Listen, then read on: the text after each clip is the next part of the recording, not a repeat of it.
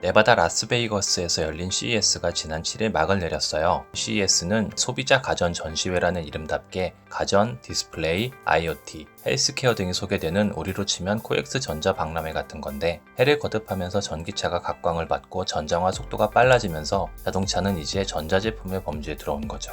이 CES의 자동차 관련 소식을 자동차 미생 몰래 오토 이슈에서 수박 겉핥기로 한번 알아볼게요.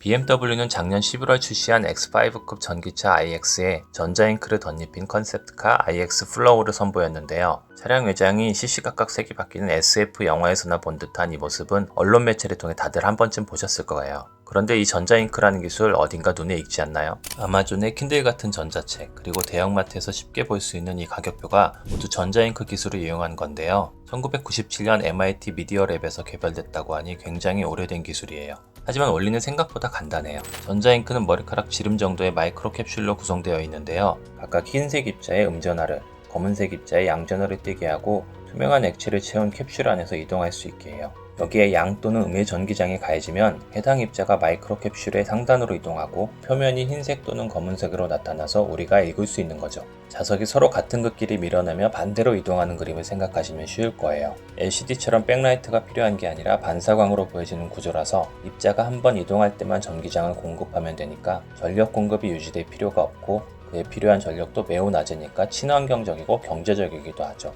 또 여름엔 흰색, 겨울엔 검은색으로 외부를 바꾸게 되면 햇빛으로 인한 차량 온도 조절에 도움을 줘서 에어컨과 히터에 사용되는 전력을 절약할 수 있고, 배터리 충전 시에 혹은 넓은 주차장에서 내 차량을 발견할 때 등등 상황에 따라 다양한 색으로 바꿀 수 있다고 하니 매력적일 수 있겠네요. 다만 전력 사용은 적지만 전자잉크 패널로 차량 외부를 덮는 비용, 접촉사고나 세차로 인한 파손의 위험 등은 만만치 않을 걸로 예상되네요. GM의 CES는 제로라는 한 단어로 요약할 수 있을 것 같아요. 이대째 GM에서 근무한 미국 자동차 업계 최초 여성 CEO로 유명한 메리 바라 누나가 ESG 경영에 관한 얘기를 쭉 발표하면서 GM의 하드웨어 E 플랫폼 얼티엄과 소프트웨어 플랫폼 얼티파이, 팩토리 제로 건설, 공장 전동화 목표 달성을 통한 교통사고 제로, 탄소 배출 제로, 교통체증 제로를 달성하겠다는 비전을 보여줬어요. 페덱스와 월마트에 공급 중인 브라이트 드롭이라는 전기 상용차의 모습도 꽤 자세히 설명했고, 새롭게 출시한 전기 픽업 트럭 실버라도를 실제 공개하면서 이목을 끌었어요. 여기에 보행자들과의 해프닝을 엿볼 수 있는 GM의 자율주행 브랜드 크루즈의 근황도 소개했는데요. 또한 2021년 CES에서 공개했던 1인승 수직 이착륙 드론 VTOL과 개인 자율주행 차량인 헤일로 포트폴리오에 이어 새롭게 이너스페이스를 공개하면서 미래 모빌리티에 대한 구상도 선보였습니다. GM은 작년 CES의 연장선에서 어떤 부분에 진전이 있었는지를 복귀하고 신차 공개와 향후 비전을 잘 버무려서 보는 내내 똘똘한 모범생의 발표를 보고 있는 느낌이 들더라고요.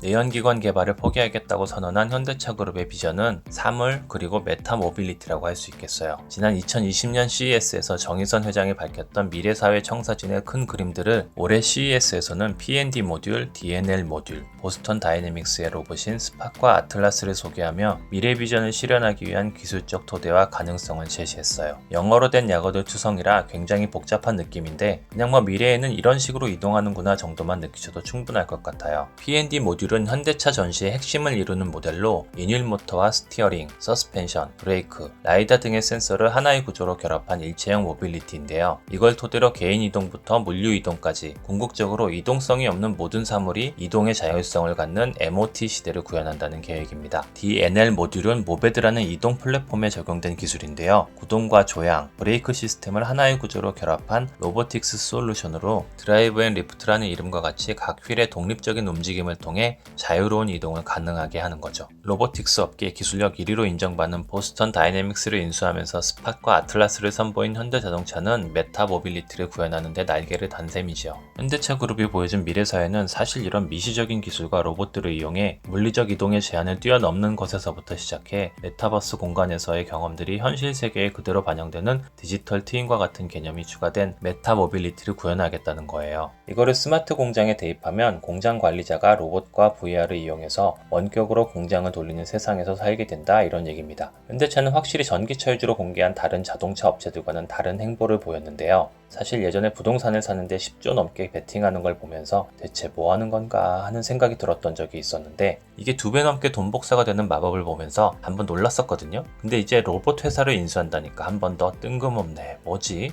바퀴 달린 거 개발 안 할 거야 했는데 이번 현대자동차의 발표를 보면서 또다시 설득되어 버렸네요. 소니 하면 워크맨으로 시작해 게임, 음악, 영화, 카메라가 먼저 떠오르는데요. 실제 소니의 사업별 매출 비중을 살펴보면 이건 뭐 엔터테인먼트 회사가 아닌가 싶어요. 그래서인지 소니의 발표에는 스파이더맨의 배우 톰 홀랜드와 플레이스테이션 소개에 할당된 시간이 거의 절반에 가까웠어요. 재밌는 건 톰 홀랜드가 등장하는 부분을 빼면 2020년 CES와 큰 차이 없는 내용과 구성이었는데요.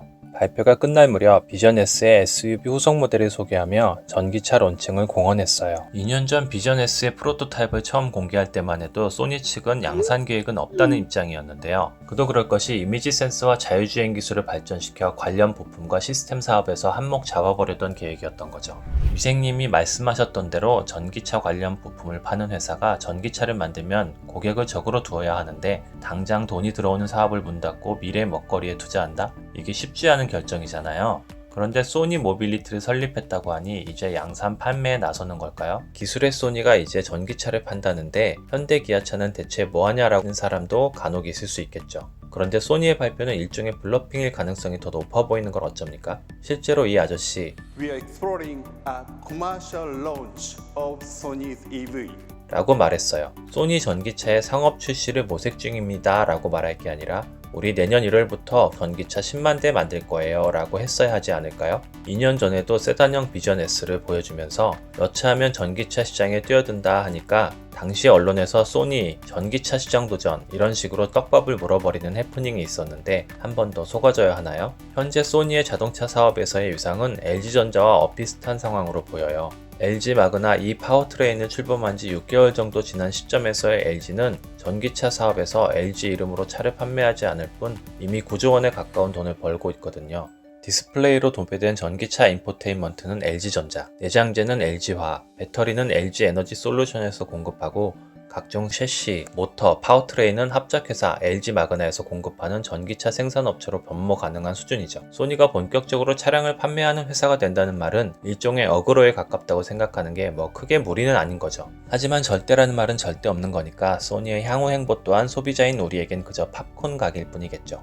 세계 시총 1위에 애플이 뛰어든다고 하고 아이폰 위탁 생산기업 폭스콘의 모기업인 대만의 홍하이 그리고 중국의 화웨이와 샤오미도 전기차 시장에 출사표를 던졌죠. 이쯤 되면 기존 내연기관 OEM에 더해 각종 IT 기업들이 뛰어들어 전기차 시장은 말 그대로 치킨 게임이 될 수밖에 없는데요. 중국 시장에서의 실적의 가장 큰 변수인 선두주자 테슬라의 위치가 우후죽순 생겨나는 중국산 전기차에 얼마나 버텨줄지가 앞으로 전기차 시장 점유율의 관전 포인트가 되겠네요. 수많은 전기차 회사들이 생기겠지만 결국 독보적인 OS와 대량 생산 능력을 보유하지 못한 기업들은 역사의 뒤안길로 사라질 것으로 보입니다. 이상 자동차 미생 없는 오토 이슈였습니다.